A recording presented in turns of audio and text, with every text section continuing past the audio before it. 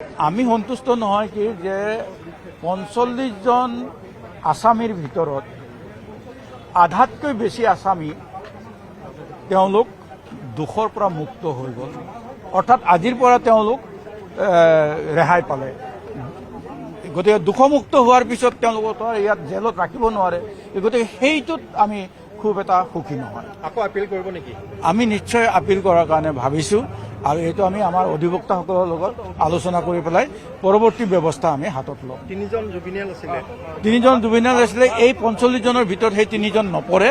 তেওঁলোকৰ বিচাৰৰ যিটো মানে চূড়ান্ত ৰায়দান সেইটো আমি নাজানো, এইটো য'ত সেই জুবিনিয়েল আদালতত হৈছে তাৰ পৰাহে জানিব পাৰি। ২৪ তাৰিখে যিহেতু শাস্তি প্ৰদানৰ ঘোষণা কৰা হ'ব, সেইটো সেইদিনা আমি আহিম, সেইদিনা আহিম। আমি নিশ্চয় যিসকল ধাৰা ৩০২ৰ অধীনত যিসকলক দোষী সাব্যস্ত কৰা হ'ব তেওঁলোকৰ আমি ফাঁচি হোৱাটো বিচাৰিছোঁ, এইটো কিন্তু স্পষ্ট কথা। আৰু তেতিয়াহে এটা দৃষ্টান্তমূলক শাস্তি হ'ব, আৰু সেইটো সৰ্বভাৰতৰ কাৰণে বা আমাৰ উত্তৰ পূব ভাৰতৰ কাৰণে এটা দৃষ্টান্তমূলক এটা উদাহৰণ আমি পাম। সেইকাৰণে আমি সেইটো তেওঁলোকৰ ফাঁচি হোৱাটো বিচাৰিছোঁ।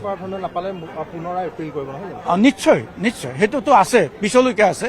এতিয়া এই ২৫ জনৰ ক্ষেত্ৰতে আমি সম্পূৰ্ণ সুখী হোৱা নাই। ২৫ জনক দুখমুক্ত কৰা হৈছে, ২৫ জনক। ইয়াৰ পিছত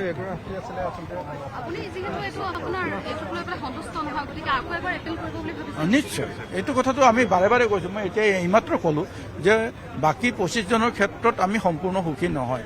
হয়তো কেইজনমান হয়তো নিশ্চয় হয়তো নিৰ্দোষী হ'ব পাৰে, কিন্তু গোটেইবিলাক এই আধাতকৈ বেছি ব্যক্তি নিৰ্দোষী নহয়। কাৰণ মহামান্য আদালতে পৰোক্ষ সাক্ষ্যদানৰ কথাখিনি তেওঁলোকে বিবেচনা নকৰিলে।